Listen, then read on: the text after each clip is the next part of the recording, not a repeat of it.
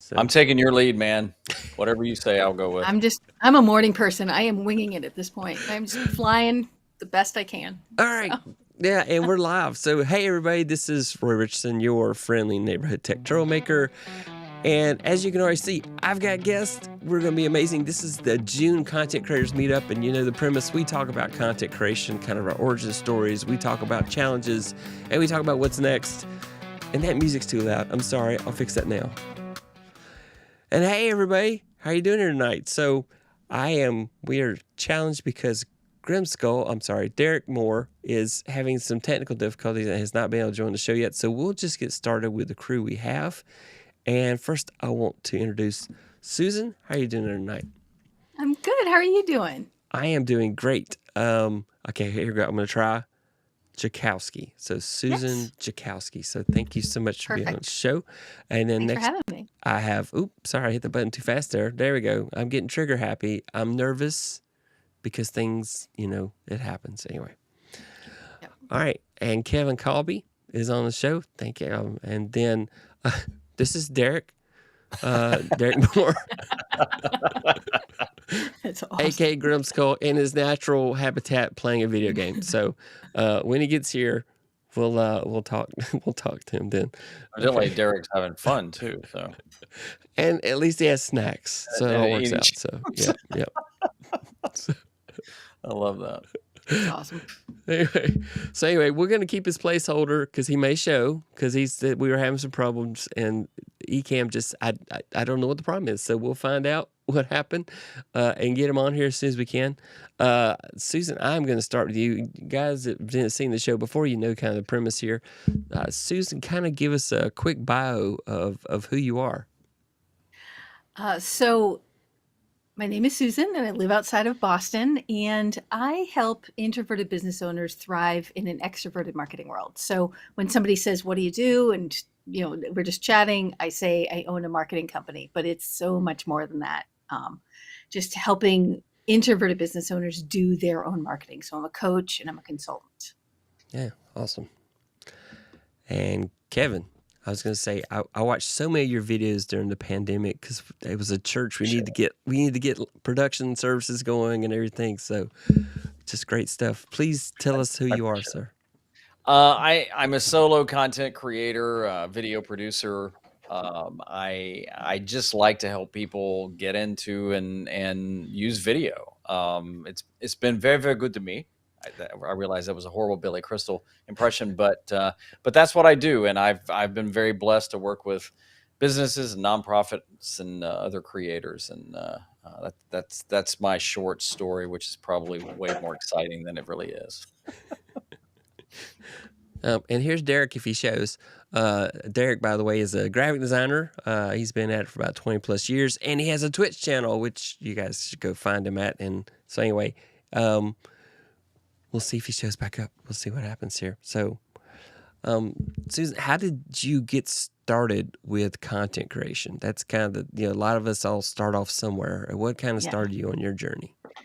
Well, I mean, in marketing, if you're going to build an audience, you need to create content. So it was like a base level from there. But as far as like my business and the content I began with, I actually began with blogging and email marketing. Those are the core, the base that everything that I used to do until I started video.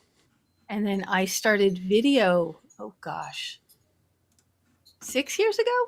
I'm not really even sure how long it's been, but I started doing, I started following Luria Petrucci and picked up video from following her and started with Facebook Live, which I did constantly and consistently every Monday for years. But that's like the really brief origin story for what that looked like.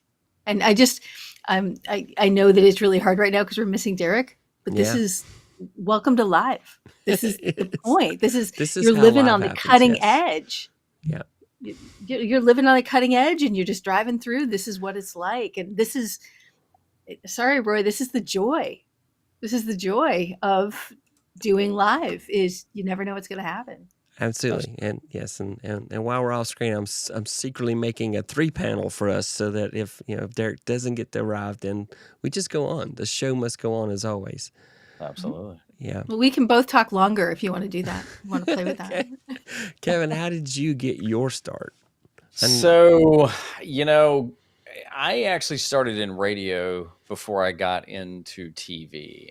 When I was little, among the many, many things I thought I wanted to be a DJ, and had a little turntable, which I don't know how old your audience is, but some people may have to Google that and figure out what the heck that is. And I would play DJ in my bedroom, and had a chance to get into radio, and then I had a chance to get into television. So I kind of cheated into this, meaning that I've been in video for a long time, in human and dog years. And so video has kind of come natural to me on some levels. Now, YouTube and digital is completely different. So I worked in television for, goodness, over 30 something years. And my last thing in television, I was a creative director at a Fox station. And so, the whole thing about YouTube and everything is different. But so I've come to YouTube. I mean, I've come to video from having a long background into it, but it's changed so much in just the last few years, as opposed to, it seems like, the many years I was in it. Yeah, definitely. So just, that's, I came my journey, I kind of went through a journey. I bored this crowd, a lot of the folks out here tonight, and I see some new folks out there. Welcome. Definitely kind of a, live stream pros type thing, got involved with those guys and did lead a challenge. And then I had been collecting the gear to go live. I'd been collecting the gear to YouTube, but I had to wait till it was perfect. Yeah. And then Lita let me just hit that button. So I've been going live for over 2 years, every Tuesday night now, ever since. So that's cool. Good times. And that transition, that we're all talking about here, right? Kevin went through this. You're going through this. I just transitioned as well. I, said I was in Facebook, consistently on Mondays with Live. Well, I have moved over to YouTube, right? It's the nature of what we do that we're going to transition, that we're going to switch from one thing to another, because technology changes, because what we're doing changes, what our interests and opportunities that come up change, right? So the fact that we're talking about, well, I did this, and then I did this, and then I did this, that just makes a lot of sense for the nature of this kind of work. Yeah, it definitely does. And I think you should keep his name right there. No, I'm just kidding. I came down on the middle floor. I like that. I don't know if I was demoted or what, but it's amazing to watch in real time. Oh, that's awesome. I got to move Susan's My name is up, down there. So. There we go. There we go. Yeah. All right. I got to wing it. So, but Susan, look, Susan's right. I mean, for anybody watching this, that's scared of going live. We're all okay, and I think honestly that's one of the things that makes live even more exciting than produced, because if Roy was like recording this, you wouldn't have seen any of this. It all been cut out. Maybe he would have put the bloopers behind his paywall. Don't know about that, but and this is part of it. I mean, it's you can't get any more real than this, and I think that's more and more what people want, what they crave. No, go ahead, please. Sorry, I just want to say, what I think Kevin's speaking to here, honestly, is the authenticity that you'll get from live that we craft in pre-recorded. And I say that as somebody who's now doing pre-recorded, but you can craft, I think, so much more. Whereas this, you're just, it makes us, and it makes you, I think, Tech Troublemaker, a little bit more approachable, because you're just one of the people experiencing it as you go and leading the way. I think it's powerful. Yeah, see, I've already learned to lean into my mistakes, because I make so many of them I'd fall over otherwise. So I have to lean into them. It's just, and let's say hi to, we got a bunch of folks out there in the community out there tonight. Let's say hi to everybody, and I see a few people I haven't seen in a long time. Miami guys, what an amazing roster of guests today. See you all in a bit. Yeah. Dagan, how you doing out there tonight, sir? Everybody's saying hi to each other. Lala saying hi to Dagan. Hang on. Yep. Hi, Coach Susan. Yay. Hey, Yay. everyone. Mommy God, digging, la la. Yep. Florence coming there. Hey, Florence. Yeah, everybody comes has to go say hi to everybody first. So, wow, I haven't seen Brian. I haven't seen you in a long time out there tonight. How you doing, sir? Saying hi to everybody. Kevin, yay. Stanix, hey. So anyway, and Dagan says he does know what a turntable is. I know what a turntable is too. I know what a turntable is. Yeah. I owned one. Because I had my stereo. Go ahead. Oh, so you owned one. Okay. Yeah, because I owned one. Yeah. Yeah.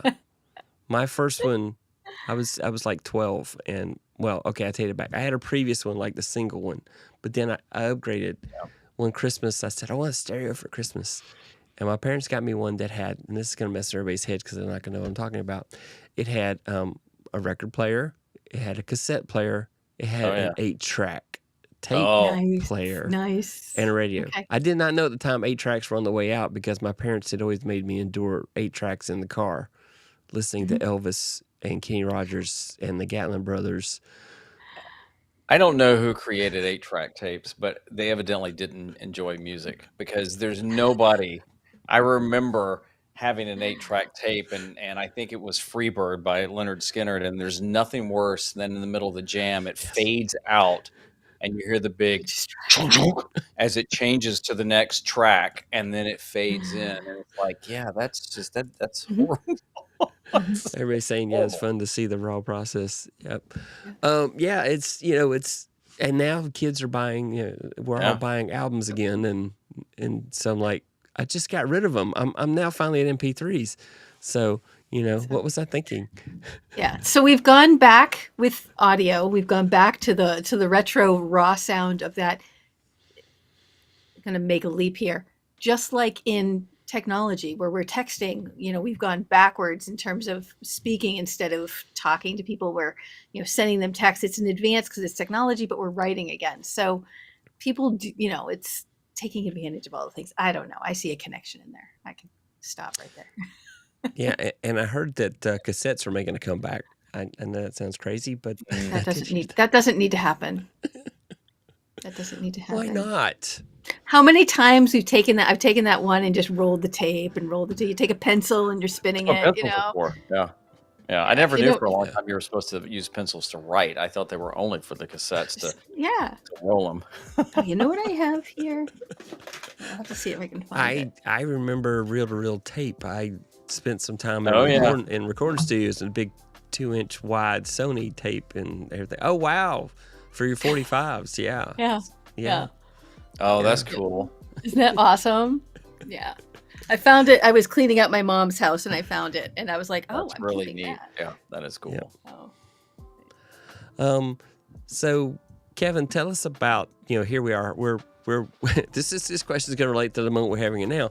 But, challenges. What are some challenges that, in your content creation journey that you have had happen and you've gotten through? It's funny, we had a couple episodes where people brought their challenge that we solved them online, but you're a pro, you probably don't have any challenges anymore. Everything works perfect for you. Yeah, that's right. Nothing ever happens anymore. I just recently had a video shoot where I was having a heck of trouble with my boom mic. It just kept the mic kept slowly creeping into the frame, and I missed it during one of the clips, and I was editing this yesterday, and I realized because the background behind the lady talking was like black and dark gray and light gray tile, and the mic as it was coming down, which is black foam, was just barely in the black tile, and it's like right here at her head, and I'm like, oh, you gotta be kidding. So you end up getting very creative in editing around that, which I did, and sent it to them, and they loved the video, and I never said, oh, by the way, let me show you the raw. But things like that happen. I mean, we from an extreme standpoint, I mean, when I worked in TV, we had a whole crew set up. We were doing a big video shoot for one of our anchors, and we get there and the camera is dead as a doornail. And these were big cameras, and we didn't just run down to Best Buy and get one, so we had to reschedule and stuff like that, and things like that would happen. You kind of learn to roll with it over time, and I mean, even if it's produced, I mean, I've had times where it's just like I'm just it's just not working, and sometimes I just get up and walk off. I mean, not in a huff, but I just got to reset. If I try and make it work too hard on the edit or the writing or something like that, it's just like I'm gonna stop today. I'll come back tomorrow with fresh eyes. And a lot of times when I've done that, it feels so new.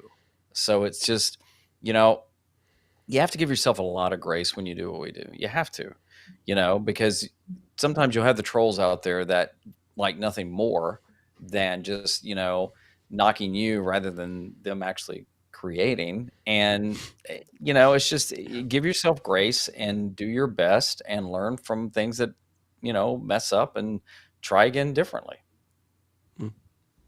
Definitely can relate to that. What kind of boom mic do you? Well, so let's do a little gear. Let's depart to gear just a little bit. I'm a gearhead. I'm sorry, we won't go too far down this rabbit hole. So I instead of taking a big C-stand boom that I have, and if people are listening, they don't know what that is. It's just imagine like there's 3 legs that come out, and there's a big pole. It's usually stainless steel and a big long arm, and that's usually what I take. And I just didn't want to break it down and put it in my truck, if I can be honest. And so I had this smaller boom that probably was one of the first things I bought off Amazon years ago. And it's not an Amazon Basics. And I typically, before I go on a shoot like this, I'll pack everything up the night before, charge up my batteries. And if it's anything, and this isn't complicated, but I set my boom up, made sure the mic, because what I use is the Rode Video Mic Go 2. And I just plug that straight into my camera. There's nothing to sync. And it's a great mic. I mean, it's a great mic. And I took an extra clamp, a friction arm, extension arm, and that was where the mistake was, because the boom, if I had just put it closer, I'd have been out of the shot. But I put another smaller arm on that, and you can tighten those little friction knobs down, and it wasn't having it. And so I thankfully, the folks that I was doing the shoot with, they were very good natured about it. They would go occasionally, "Hey, your mic's moving. Hey, your mic's moving." So that's it. A lot of times, though, for things like that, like I said, I'll use the C-stand, which would have been much better, and I would have had no issue. Yeah. Susan, what about you? What are some content challenges you've had? I see you're doing outdoor location shooting now. How's that going? Yeah, I love that. Yeah, it just made sense for that conversation. I couldn't do it right here. My biggest problem is my set, and it's been, I want to call it drama at this point. My set was in like across the house in another room, in the same room as my rabbit. And I had to move. Very long, dramatic story short. It turns out that I'm allergic to the rabbit's hay. Actually, what happened is I got sick. Because I was in that room doing my work and doing videos for, 8 hours a day easily, like sometimes, but every single day I'm in that room all the time, and the rabbit's in there and her hay is in there. And I got really, really sick. And like when I say I got sick, I mean like hospitals and biopsies and huge amounts of medication, and it was just crazy. And it's been 3 or 4 years that I was like sick, and then we'd fix it, and I get sick, and I fix it. I was on all these meds, and then someplace along the way, I was talking with my pulmonologist, because I couldn't breathe was a large part of it, and I had some blood clots go through my lungs. It was just messy. It was bad. It turns out that for some of what was going on, especially where I couldn't breathe, I was allergic to the hay. And I've had this rabbit since she was 6 months old, and she's 11. So it's like rehoming the rabbit. Yeah. No. And she can't see anymore. I'm like, no, I'm not moving this poor thing someplace else. So I'm now across. So even that, I mean, it wasn't like it was a great set there, even though I had the space, but now I'm literally in the dining room in a corner, bucked up against the corner. And I'm like, how do you make this work?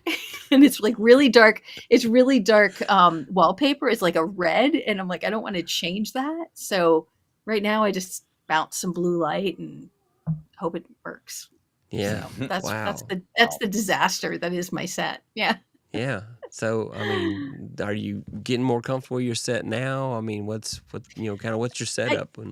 At this point, I mean, I'm liking the light well enough. I was working with a webcam. You like gear. I was working with a webcam. I've up leveled. I still don't own a real camera. I am using a platform called Camo and feeding this through my phone.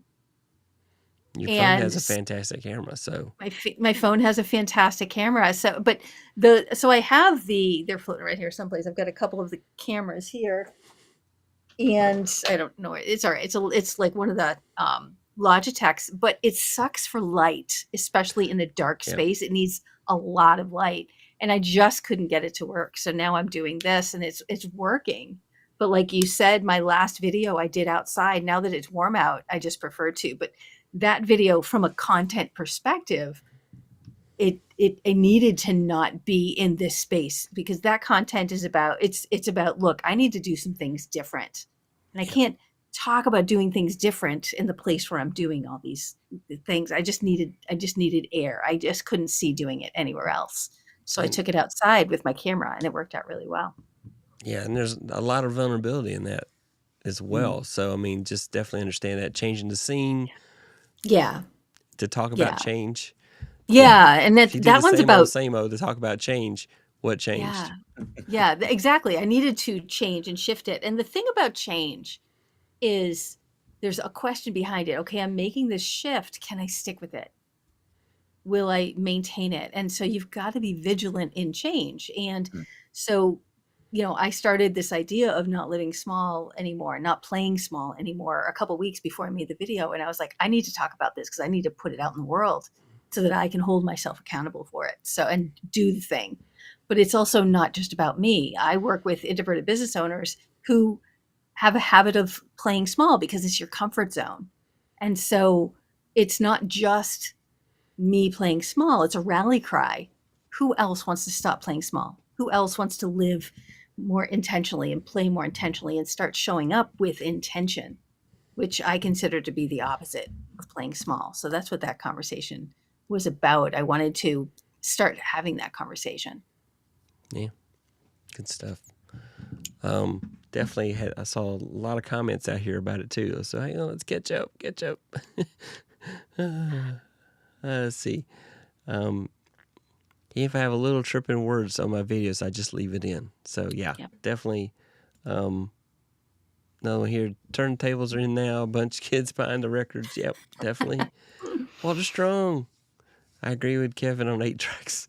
Yeah, I hated that little silver tab on the tape, like right in the middle of The Devil Went Down to Georgia. What? At least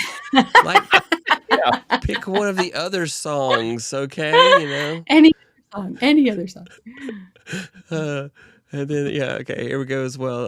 Hang on, let's there we go.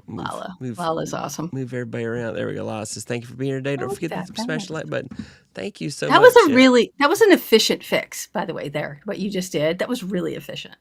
Notice I'm the only one moving. I just don't know. I'm just throwing that out there. So you're moving up in the world, Kevin.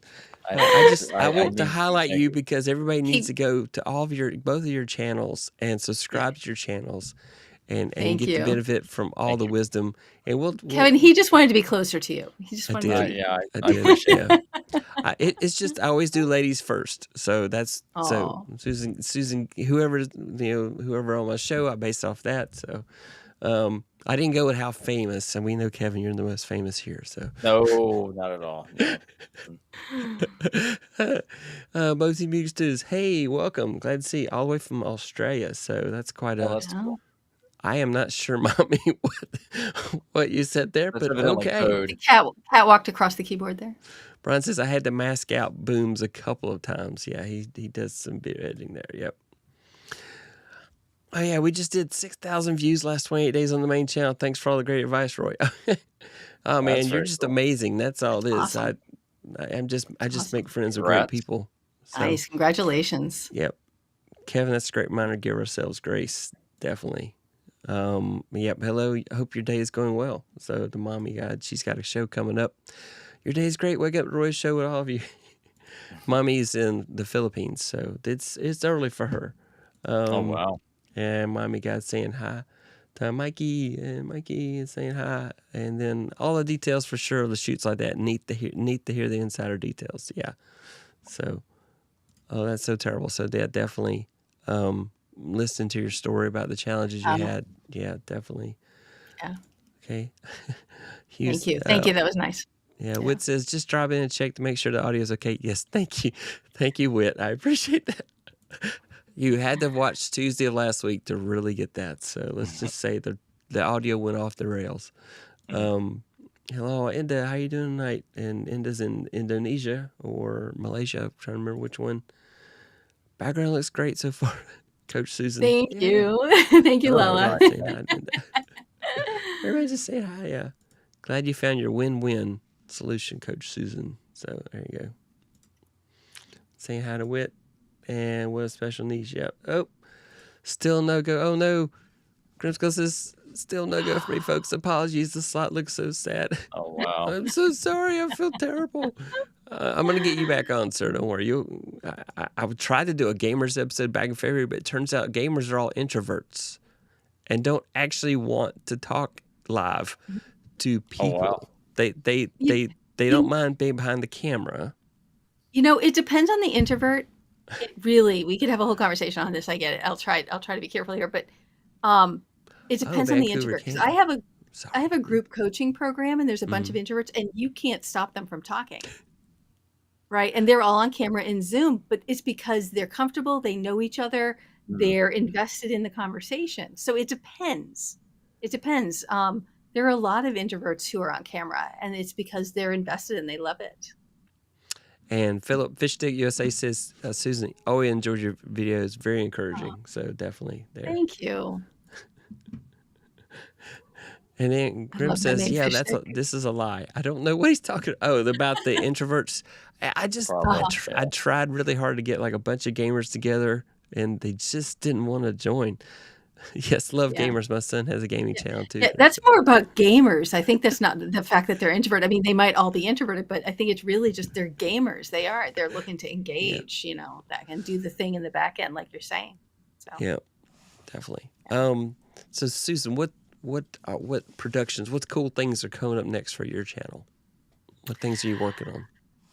Well, I did. So I just started the YouTube channel. I switched over, and I didn't really say this before, but I switched over from Facebook to, and actually I've got a question here because I want to know what you guys think. I just switched over from Facebook to YouTube. So I'm starting to fill up the YouTube funnel with the videos, that a lot of which are actually existing in my Facebook because I've been there for a number of years. So I'm going to redo some of that stuff and refresh it. And now I'm doing pre-recorded instead of live. And here's my question. I believe that going from live and learning to pre-record content is easier than doing pre-recorded content and now having to figure out how to go live, because you don't have that editing safe zone, right? You can, they're like what you experienced tonight. I mean, I think that for people who do pre-recorded, it's probably a big risk, or it feels like a big risk going live. I just was wondering what you guys thought. 'Cause I think it's easier because I'm used to live,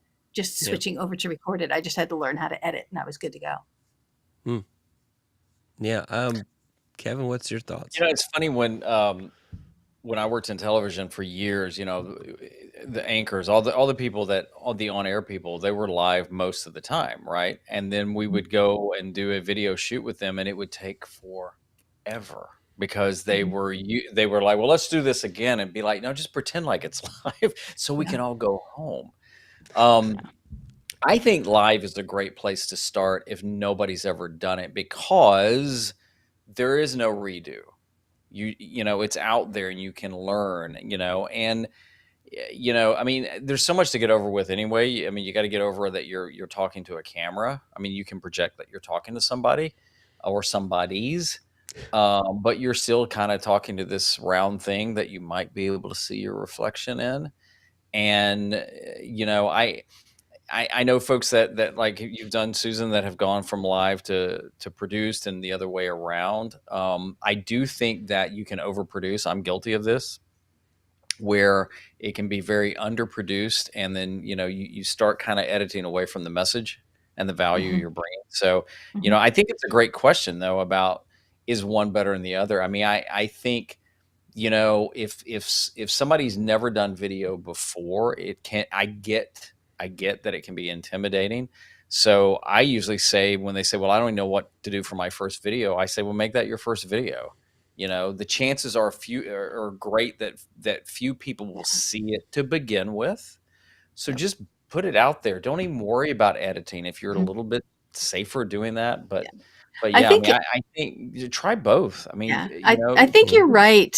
For somebody who's brand new to it, I think putting them in a position where they're then going to do recorded, they're now. I mean, the challenge with recorded is not editing yourself or your voice out, and they haven't done enough. They don't know enough about what they're trying to say, um, and then it's so easy to judge yourself when you're in this position where you're looking at yourself. The video that I put out about I'm done playing small, I edited it and I'd have to put it away because I was so busy judging so much of it, because it was a vulnerable conversation that I was having. And when you feel vulnerable, I mean, it was being authentic, which is why I felt vulnerable. You're being authentic if you feel vulnerable.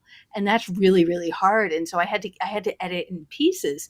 And I can't even imagine trying to do that kind of a message if I wasn't used to doing video, if I didn't have years of video behind me. So I think, to your point, Kevin, doing live when you're new to video is probably a really, really good idea, because you don't have as many things to think about. You just set it up and talk, and then you're done. And it just is what it is. And I think that is probably a very powerful thing for somebody that's new. And I'm sorry, Roy, we've just taken over your whole conversation. No. That's what this is for. Oh, I don't want to be the smartest person in the room, which is why I invite people on the show to make up for me.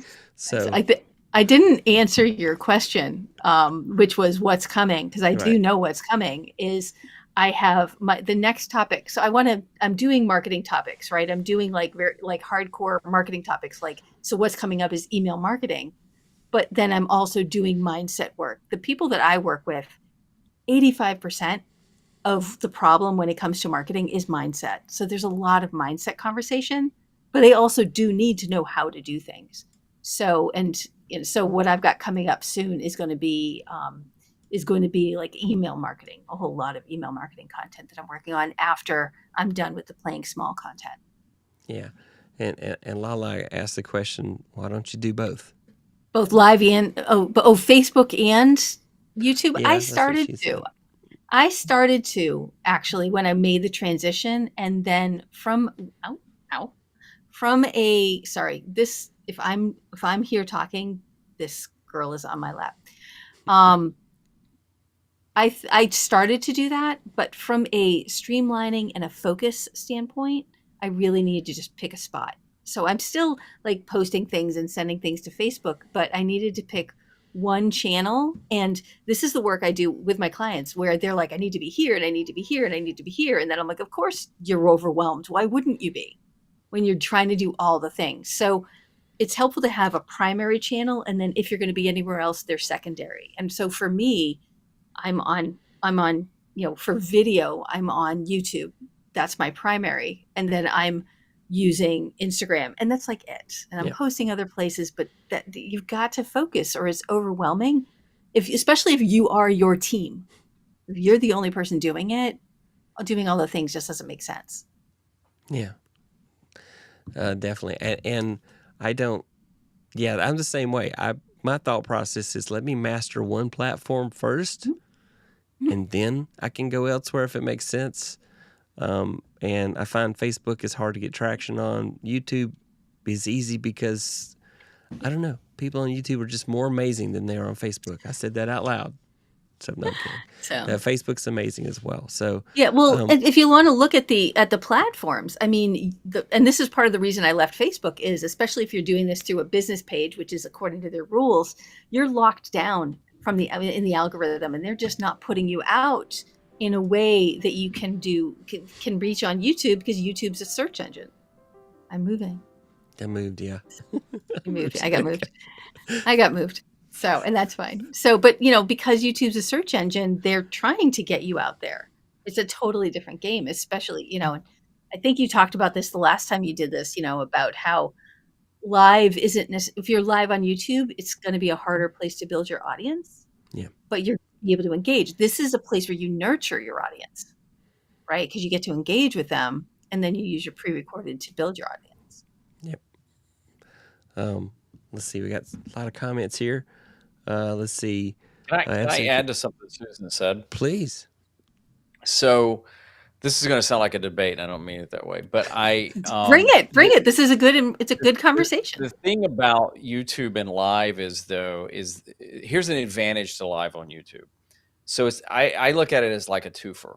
So when you go live on YouTube, tends to push lives out a little bit more because they've got a finite shelf life as live. Mm-hmm.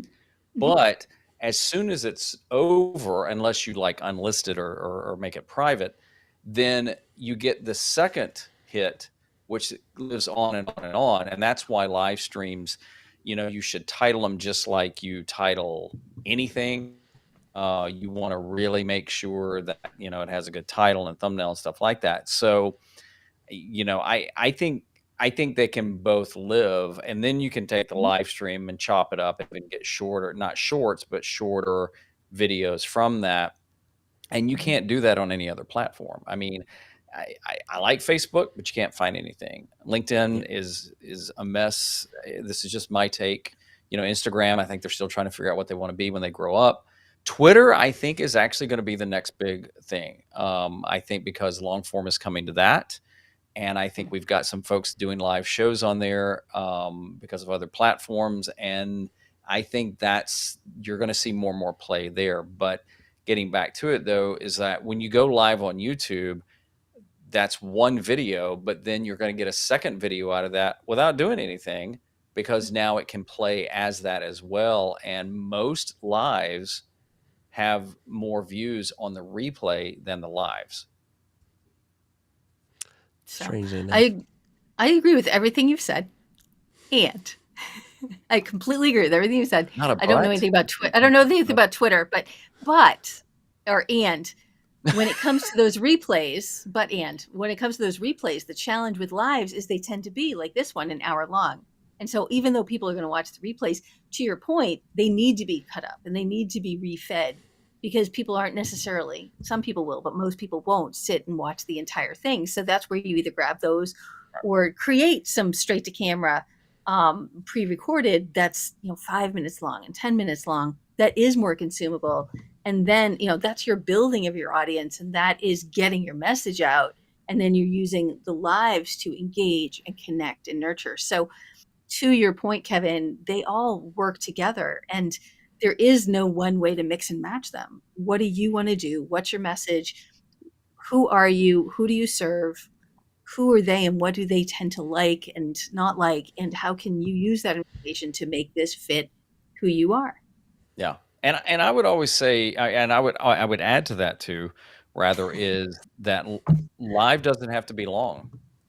Live can be 5 minutes. It can be 10 minutes. It doesn't even have to be scheduled. I think you should, but it doesn't have to be. YouTube likes long form because then there's longer they can stay with you as well. So it's like not shorts, but non-live video. How about that? Produced videos can be a minute and a half, could be a minute, could be 10 minutes, could be 8 minutes. Same thing with a live. And that's the beauty of the platform. Now there's some benefits. If you go longer, you get ad breaks and things like that. But I wouldn't even advocate to go longer just so you can add an extra break in there. Make it about the content. Yeah, I like that. I like how you switch that tech. Roy, I'm like sitting here trying to wiggle this thing, and you're like, "Yeah, let's flip it back on." Thank you. I try to help. Look at this itch, like way deep in there. Yeah. Oh yeah. Well, yeah. I've joked about this before. I was on somebody's show, and they started talking, and it was like a long 10-minute monologue, and they left me up the whole time. And of course, everything itches when you're on camera and you have nothing to say. So like, please So change the, scenes. yeah, thank you, Kevin, for rounding that out. I think that was right on, and I think there are a lot of different opinions on it, but I think that we're coming at it. There is a lot of choice. Okay. So yeah, and Motif said that the dopamine stress of live actually keeps me super laser focused compared to recording without an audience. Definitely agree with that. Says I don't usually do my piano performance live through though because of the reduced audio quality for instruments plus voice, but maybe I should still try it. I don't know what platform you use. I know Ecamm has some optimizations for musicians. If you're using some sort of sound like a Rodecaster Pro or something like that, there's definitely some things you can do to definitely improve the audio. I don't know what your setup is. I need to get over to your channel. I apologize. I haven't gotten over there yet. And she's actually from they're from actually, I haven't met them, but they're from Vancouver. I said they're from Australia because they watched another YouTuber that is in Australia, so I just assumed they were over there. So anyway, and then Dagan says, just do it. If you keep thinking about it, you're not going to do it. Absolutely true. Good point. Truth. Imposter syndrome is real. Yes, it is. Says, The thing about imposter syndrome, though, I just want to say, and the problem with calling it imposter syndrome is that it makes it this big thing, like it's a disease you caught or something like that, when it really is just fear that you're not enough and that somebody's going to find out. That's it. Yeah.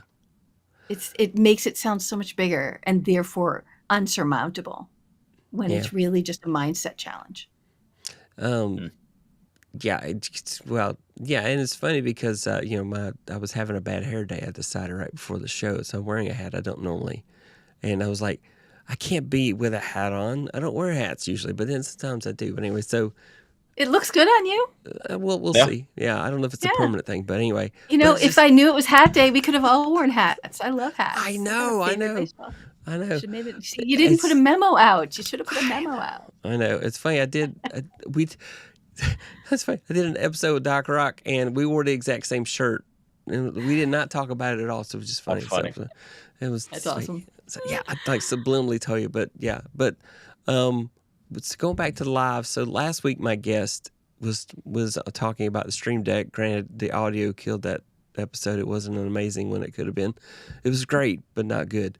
You know what I'm saying? Because I was like beating myself up about the audio. But anyway, he actually does his lives, but he takes his Stream Deck and he automates the whole thing, and he has it planned out to the nth degree, and literally presses a button, plays his B-roll.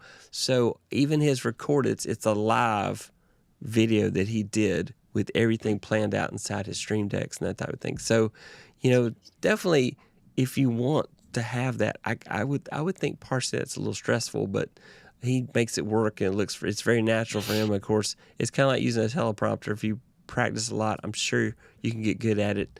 It's just not worth it to me. But that's just kind of my thought process. I mean, Kevin, what's your routine for prepping for your shows? What do you do when you do episodes? What's your planning process? It depends. I mean, I use Ecamm and StreamYard, really my two favorites. And I've got a Stream Deck, and so what I've started doing recently on several videos is I've tried to produce them like live. I used to say live to tape. Now I joke and say live to cloud. But I try and I set up my scenes in Ecamm, and then I'll do kind of a run through, and then I just hit record and go, and I'm going through it. Especially if it's live, I don't have a prompter. I'm not a big prompter person, and I typically don't recommend one to people if they're really just starting out, because I think you need to get more comfortable with just being you. But one of the things I do is I may make bullet points, make a few notes. I used to never look at them, and now it's like, who cares? I mean, it's like I used to hide my mic, and my wife finally said, I think people know you have a mic. Doesn't matter. The things that we care about as creators that 99% of the world either doesn't care or doesn't even notice. So I'll have my notes over here, and then I'll just kind of run through the show. If I'm going to go live, I do a very quick run through before I do it. And sometimes I'll record it. I mean, and when I mean very quick, I mean just kind of hit the notes, make sure the slides are there. If there's a clip or whatever I'm going to play, watch it back. Everything's good to go. I burn it, and then I'll do it through. When I'm editing, or when I'm doing a produced video, I may do it all in one take. I may do different takes. And then a lot of times I've changed in the edit where I think I've said something that I thought that was great. And then I get there in the edit and I'm like, dude, that didn't make any sense at all. I call myself dude, and I cut it out or move it around because I give myself permission to change the edit to make the story or the video better. So that's kind of how I do it. But I mean, I've had as many as like 20 or 30 scenes in Ecamm, but the way I'll build it is like my camera, and then maybe go to a full screen slide to my camera to a full screen, and that way I can just toggle through it as I want to, and I've kind of got a backup to do it. Ecamm makes it easy to do that. Yeah, definitely. Nice. Yeah. I hope that wasn't too much, but that's kind of a brief way I do it. No, that's a great stuff, because a lot of the folks that watch is like, what can I do? What can my process be? And I think that's very helpful. Suzan, what's your kind of planning process when you get ready to go live? Okay, so when I get ready to go live, so because I'm doing live and pre-recorded now, and they're two very different. They're very, very different. So when I go live, if I'm planning it, if I literally, sometimes I'm like, okay, I think this is kind of what I want to say. I can tell that there's some complexity to it. All right, I'm just going to go, and I'll just start talking about it. But there are times when I'll be like, all right, let's get this organized. So I will put a bullet list together, and 9 times out of 10, that bullet order comes out backwards, and I'll look at it and I'll be like, oh, no. And I have to flip it upside down. So I have to just kind of reorganize. So I always do it on on stickies or some sort of a dry erase before I put it, or like, in Google Doc or someplace, before I really firm it up, because it's going to move around if I try to get out of my head. And therefore it's helpful for me to do that, because for some reason it comes out of my head in reverse, right? I come out with what I'm trying to say, and then I kind of build to it. So that's live. And live is living on the edge, and I really, really enjoy. And it's weird because it sounds like I enjoy pain. I enjoy going live where I just have this idea in my head. Okay, this is kind of what I want to say, but I feel really powerful and pushed to just get this message out in the world. When I do pre-recorded, I'm fairly new at that. I've only been doing my YouTube channel for a few months, where I've been recording content. And so I will be like, okay, what do I want to say? And put it together, and end up more often than not, end up with like a script where I'm like, I didn't want a script. I really just wanted an outline, but I like how it came out, and I can hear myself saying this. And so the next thing you know, I've got a script. But the joy of my life. So I started with live because I didn't want to have to learn to edit, because it sounded really hard. And I'm not a tech person. I'm not uncomfortable with tech. I was in tech when I was in the military. I was a troubleshooter. I can do tech, but it sounded hard. And so for years I was like, I'm going live. I don't want to learn. And then not long ago, I found Descript, and I was like, oh, that looks kind of easy. Let's try that. And Descript was the one thing I needed to move into pre-recorded. And it just came to me really, really fast, to the point where I created so I've got a group coaching program, and I created a course for them where I was like, hey, here's a course, here's how you use it. Because they are introverts who are actually interested in doing video now that we've been working together for a while, but they're like, how do I edit? And something you said, Kevin, exactly right. When it comes to editing content, I'll put this script together, I'll record the whole thing. And I say this because who knows, I play with it while I'm talking, because I'm on the fly the whole time. But I'll go into the script, do the whole thing, and I'll be like, you know what?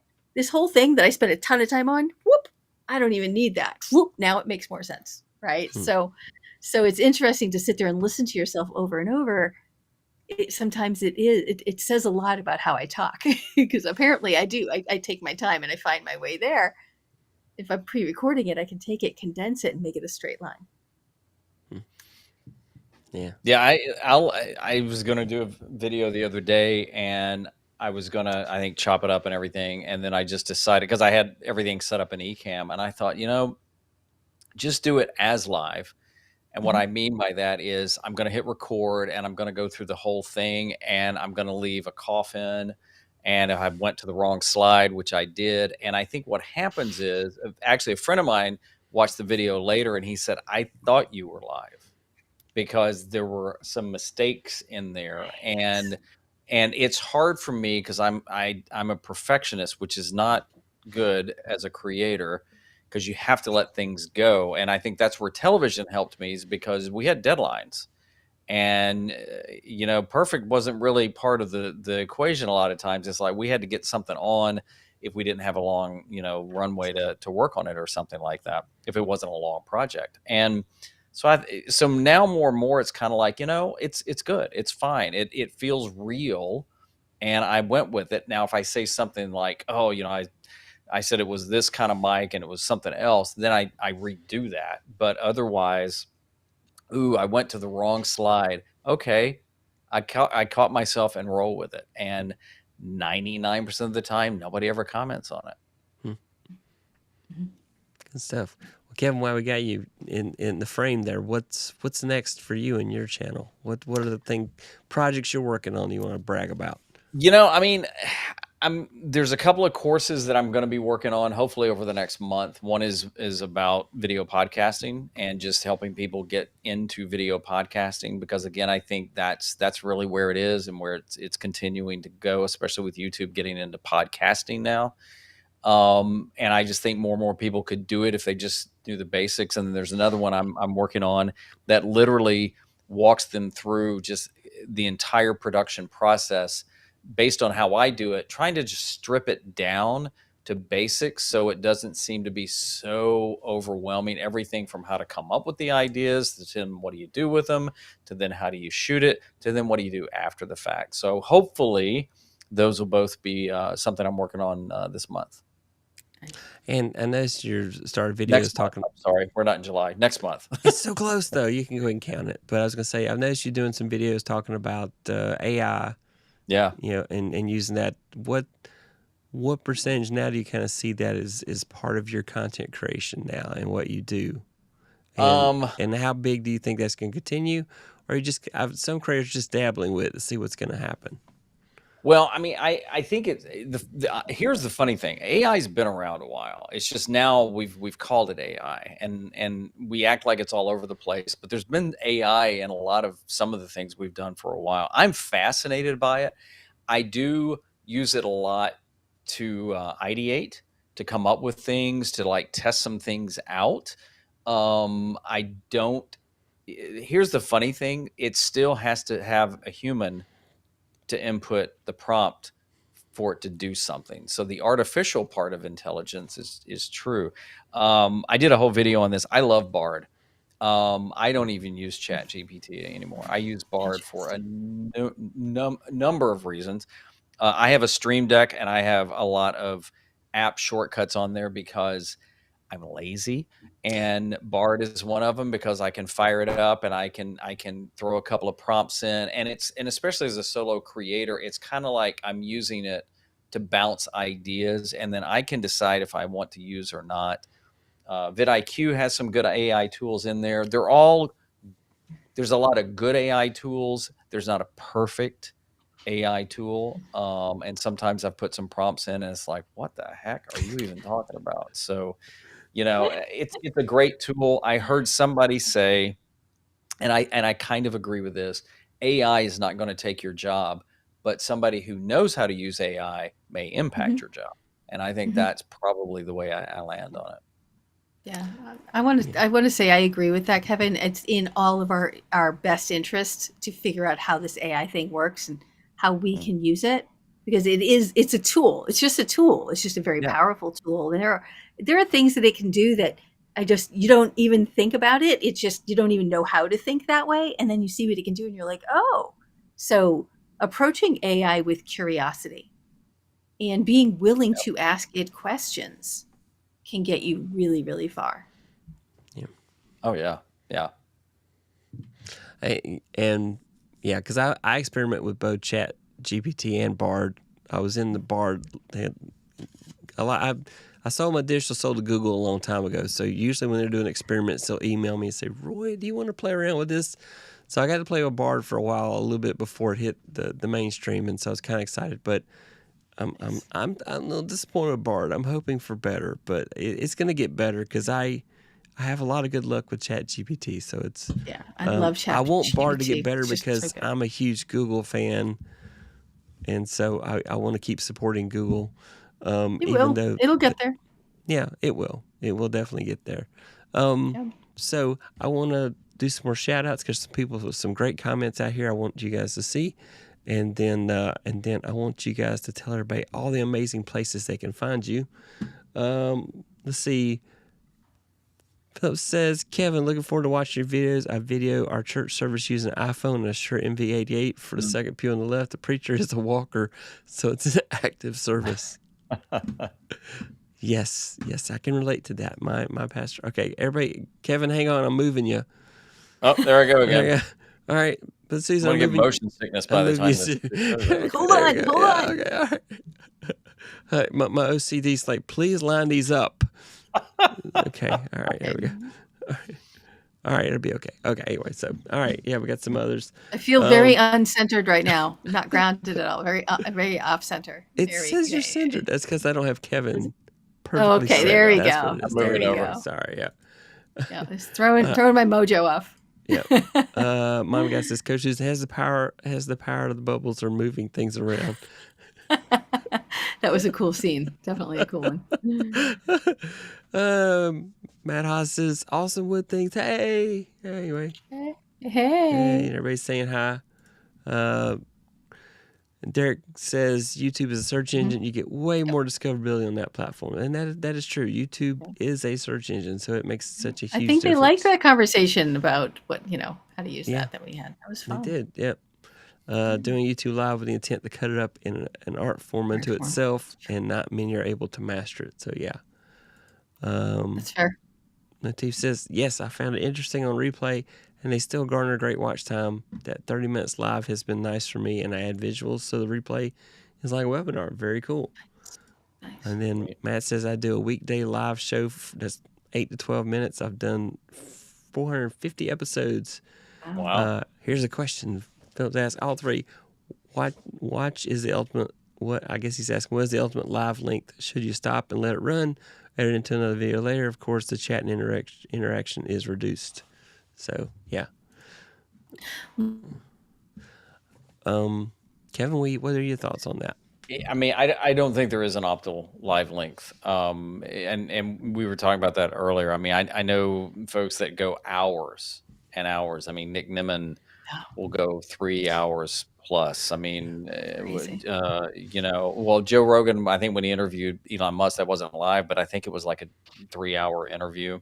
I think as long as you focus on what's the topic, what's the content, what's the takeaway, what do you want to teach, you don't overcomplicate it, and then I think you have to decide going in, are you doing this as a live, or are you doing this potentially for the replay? And then that, I think, will determine how you interact with the audience. And if you go live and nobody watches live, you still do it as if somebody's watching. So I think you do the link that feels good to you, and it may not be the same every time. It just may not be. And I think they touched upon something that's right, that if you go and edit it in the YouTube studio, that you're going to lose your live chat. So you got to think about that.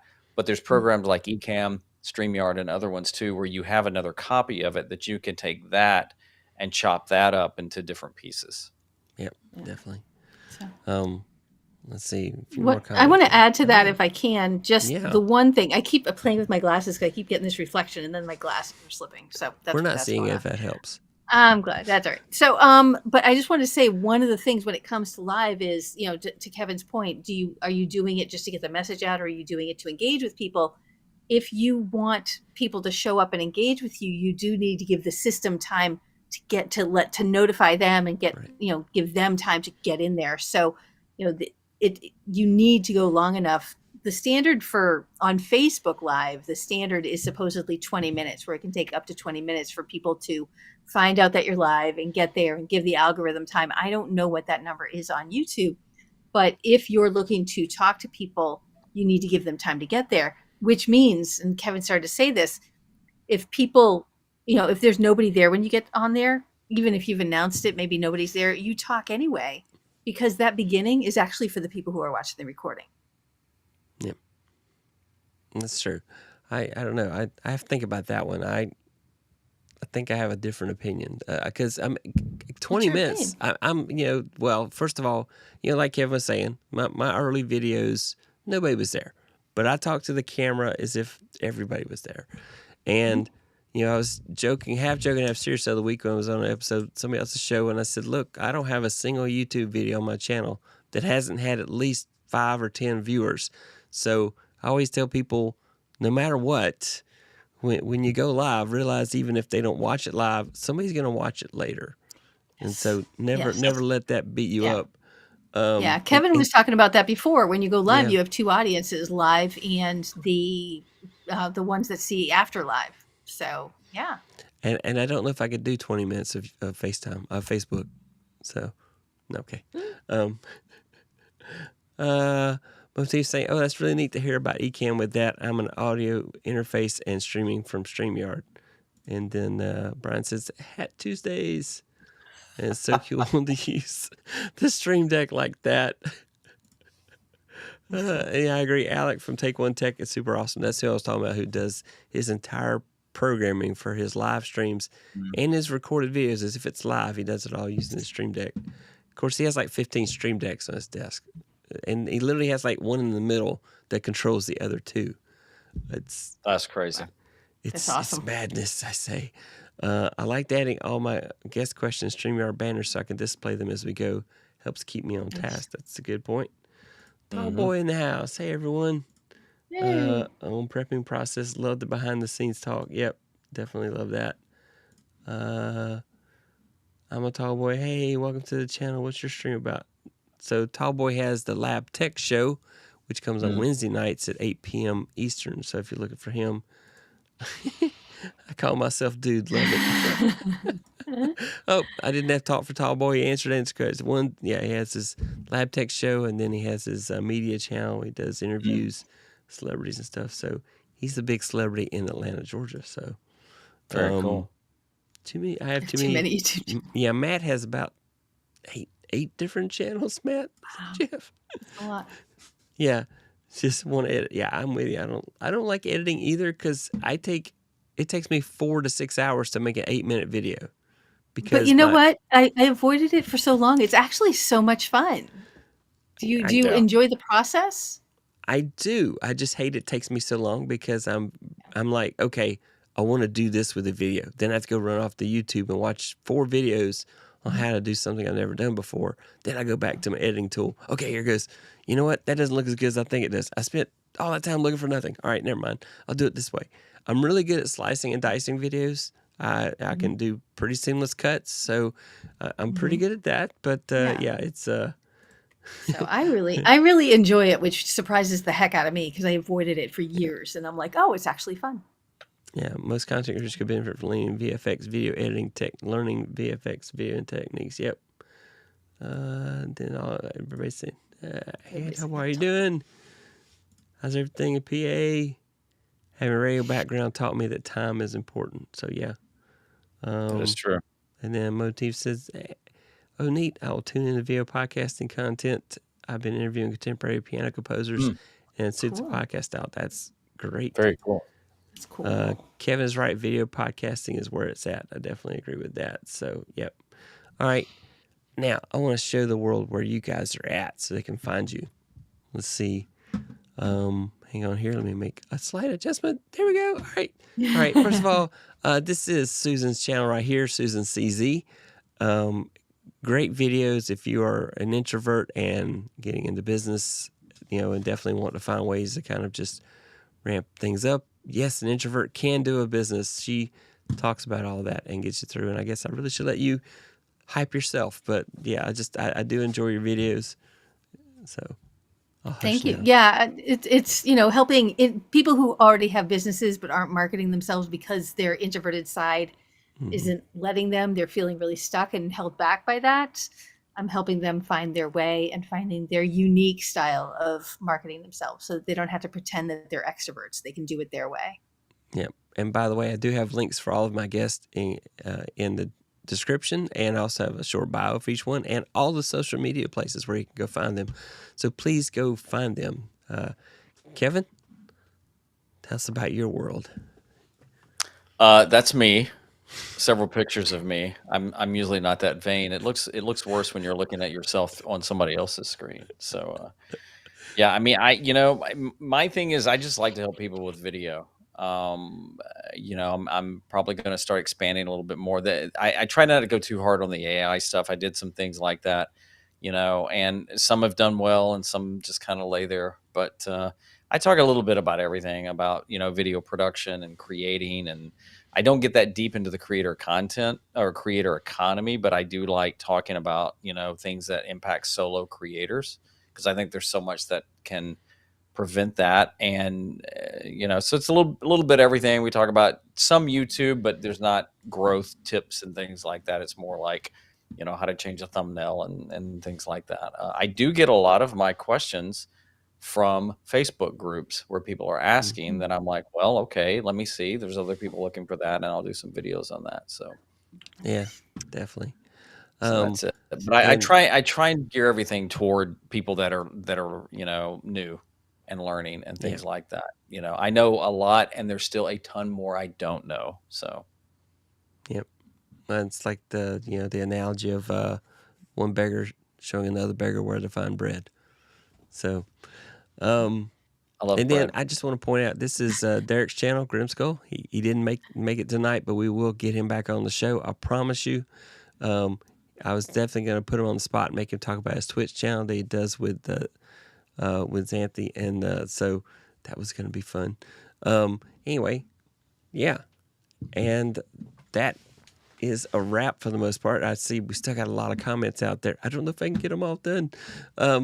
But any last thoughts you guys want to share with everybody before we go? Susan, I'll defer to you. Yeah. You're in the middle. Yeah. Do you have a specific, it's a really broad question. Is there something we usually talk about? Okay. So I need all the wisdom in the world compacted down into one sentence. What is it going to be? Breathe, joy, and trust yourself. That's what it's going to be. So, so first of all, I just want to say thank you for having me here. I really appreciated the invite. This has been a really interesting conversation. I've really, really enjoyed talking with both of you and getting to know Kevin a little bit. We had some nice little debates in there, except I don't think we were actually on the opposite side, but it was good. It was good.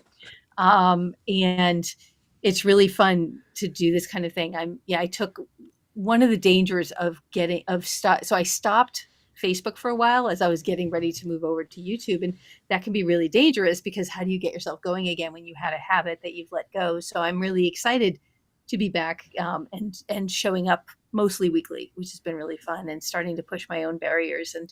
And that's just it. Is I love my comfort zone, but that doesn't mean that's where I belong.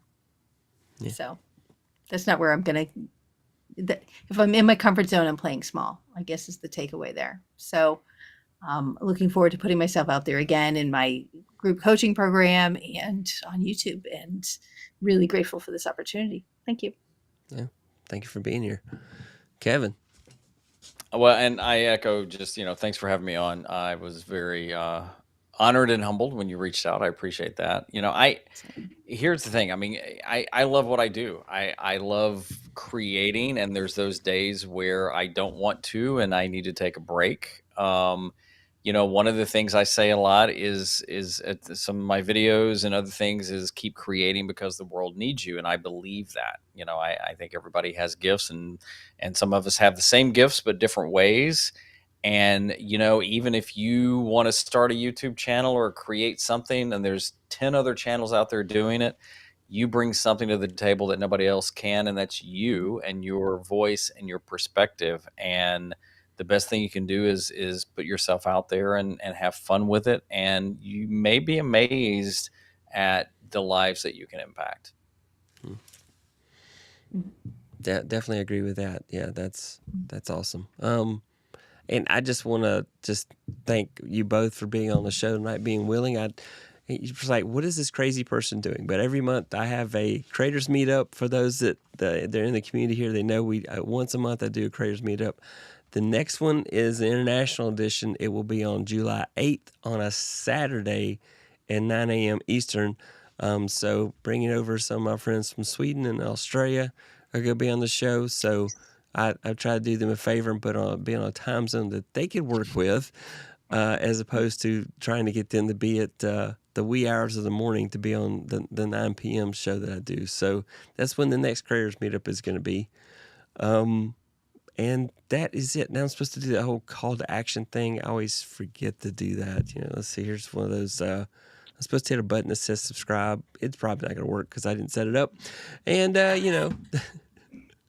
I was so busy making sure I had everything perfect for the guests. Let's see. Okay, here we go. Here's one. There we go. No video, but hey, that's me. Hey, it worked. It worked. There you go. So everybody just go subscribe. Let's see. I got to go fix. Yeah, this is what happens when you change cameras. There we go. There we go. Yeah. And then now let's see what happens when I do the outro. That's going to be fun. Here we go. Yeah. All right, everybody. Thanks for watching and have a great evening. And YouTube's going to say watch some videos. Go pick whatever YouTube tells you. And be sure to subscribe if you haven't subscribed to my channel already. And that's a wrap. Thanks so much. Bye.